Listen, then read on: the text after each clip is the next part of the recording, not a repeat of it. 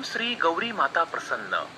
कहाणी ज्येष्ठा गौरीची. एक आटपाट नगर होते. तेथे एक ब्राह्मण कुटुंब राहत होते. ब्राह्मण सदाचारी होता आणि त्याची पत्नी पतिव्रता होती. त्यांना 4 पुत्र होते, परंतु घरामध्ये गरिबी होती. ब्राह्मण घरोघरी जाऊन भिक्षा मागत असे. त्यामुळे पत्नी व 4 मुले यांचे पालन पोषण या भिक्षेवरच होत असे. एकदा भाद्रपद महिन्यात अनुराधा नक्षत्रावर अनेक सुवासिनी नदी काठावरून खड्यांच्या गौरी उत्साहाने वाजत गाजत घरी आणत होत्या. ब्राह्मणाच्या मुलांनी ते दृश्य पाहिले. त्यांनी घरी आल्यानंतर आईला सांगितले की आपल्या नगरातील सर्व सुवासिनी गौरी आणतात, आपणही गौरी आणूया का?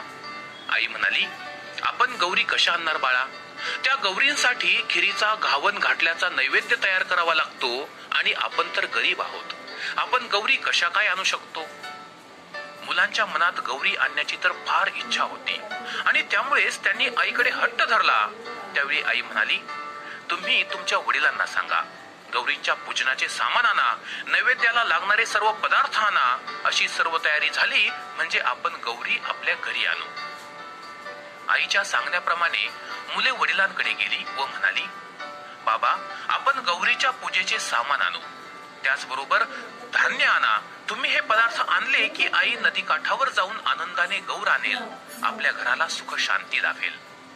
ब्राह्मणाने आपल्या पत्नीस विचारले, आपली मुले बाजारातून गौरींच्या पूजेचे सामान व धान्य आणण्यास सांगत आहेत. त्यावर ती स्त्री म्हणाली, मुलांनी माझ्याकडे फारच हट्ट केला, गौरी आणण्याची त्यांच्या मनात खूप इच्छा आहे.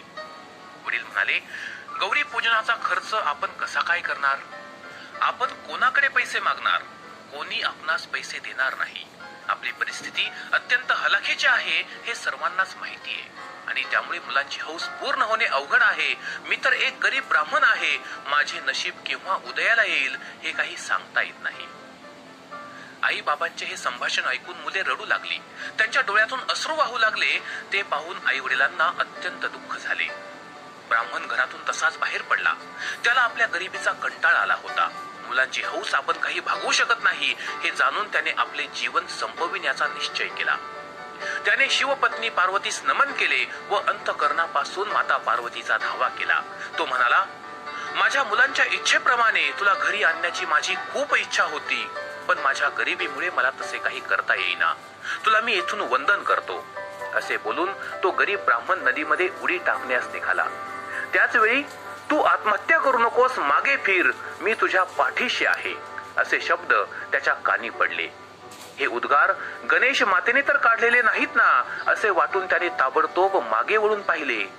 एका तेजस्वी वयोवृद्ध सुवासिनीचे त्याला दर्शन झाले. त्याने त्या सुवासिनीस नमस्कार केला. त्या वृद्ध सुवासिनीने ब्राह्मणास विचारले, मुला, तू आत्महत्या का करीत होतास? हा मनुष्य देह दुर्लभ आहे. 84 लक्ष योनींचा प्रवास पार केल्यानंतर जीवात्म्यास मनुष्य देह प्राप्त होत असतो. प्रत्येकाने देवाची भक्ती करून आपला देह सार्थकी लावला पाहिजे. आत्महत्या करणे हे भ्याडपणाचे लक्षण आहे. आत्महत्या केल्याने जीवात्म्यास पुढील जन्म पशु पक्ष्यांचा मिळतो. तुझ्यावर काय संकट आले आहे ते तू मला सांग. तो मनुष्य म्हणाला, हे माते, माझ्या जीवनात 18 विश्व दारिद्र्य भरलेले आहे आणि या दारिद्र्यामुळे मी त्रासून गेलो आहे. कुटुंबाचे पालन पोषण करण्याची सुद्धा माझी ऐपत नाही. त्यांचे दुःख आता माझ्याने पाहवत नाही.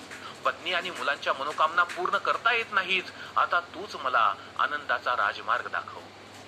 त्या ब्राह्मणाचे हे बोलणे ऐकल्यानंतर ती वृद्ध स्त्री म्हणाली, तू भिवू नकोस. देवाच्या कृपेमुळे सर्व काही व्यवस्थित होईल. तुझ्या व तुझ्या कुटुंबातील सर्वांच्या इच्छा मनोकामना नक्की पूर्ण होतील. विष्णू पत्नी लक्ष्मी तुमच्या घरी पाणी भरेल. कुटुंबातील सर्वांना यश, ऐश्वर्य, धनधान्य इत्यादींची प्राप्ती होईल. तुझा भविष्यकाळ उज्ज्वल आहे. देव तुझे कल्याण करो. असा मंगलमय आशीर्वाद त्या वृद्ध स्त्रीने त्यास दिला. ब्राह्मणास खूप आनंद झाला. त्या स्त्रीने आपल्या मुलांबरोबर सुखसंवाद केला. या सुखसंवादातून तिने अमृतमय उपदेश केला. उपदेश करता करता तिने सांज झाली. ती वृद्ध स्त्री म्हणाली, मुला, मला तुझ्या घरी येण्याची इच्छा आहे. मातेचे बोलणे ऐकल्यानंतर तो ब्राह्मण म्हणाला, आई, आता तू आमच्या घरी चल. तुझ्या आगमनामुळे आमचे दारिद्र्य नष्ट होईल. घरात सुखाच्या राशी निर्माण होतील. असे म्हणून तो त्या तेजस्विनीस आनंदाने आपल्या घरी घेऊन जाऊ लागला. इकडे चारही मुलांनी सुंदर रंगावली म्हणजेच रांगोळी काढून ठेवली होती. वडिलांनी गौरी पूजनाचे सामान आणले म्हणजे आई गौरी आणेल अशी भाबडी आशा त्या मुलांना वाटत होती. मुलांच्या चेहऱ्यावरील भाव पाहून आईला मात्र चिंता वाटत होती.